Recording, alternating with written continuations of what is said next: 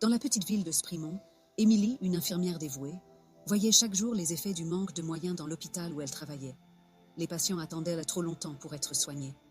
Mais aussi des problèmes apparaissent dans de nombreux services publics. Un soir, une notification attira son attention. Une invitation à découvrir un système appelé Bons Espoirs. Curieuse, elle lut « Souhaitez-vous des services publics de qualité ?» Émilie hocha la tête. Bien sûr qu'elle le voulait. Qui refuserait? Elle rêvait d'hôpitaux et d'écoles bien financées, mais elle savait que cela coûtait cher et que l'État manquait souvent de ressources. Les impôts étaient déjà trop lourds, et les banques n'étaient pas toujours prêtes à financer des projets publics. La suite du texte la surprit. Lorsque vous empruntez, la banque ne vous prête pas de l'argent en billets.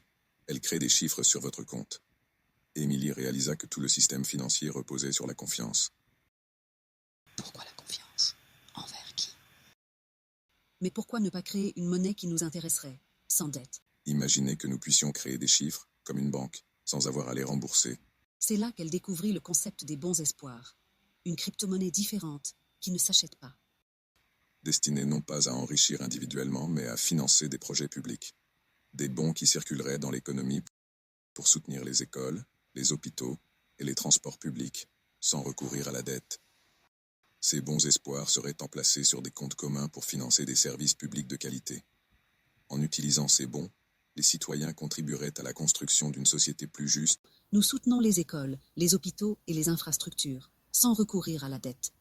Les citoyens pourraient l'utiliser lors de leurs achats, contribuant ainsi à la construction d'une société plus juste et durable, avec des bâtiments écologiques, une alimentation saine et de nouvelles opportunités d'emploi, sans taxes ni impôts. Émilie songea aux commerçants de sa ville qui peinaient à survivre. Et s'ils connaissaient les bons espoirs? Cela pourrait les libérer partiellement des impôts et garantir leur activité, tout en assurant des services publics stables, indépendamment de l'état de l'économie. Elle doutait cependant que tout le monde comprenne l'intérêt d'adopter ces bons. Le texte anticipait cette hésitation.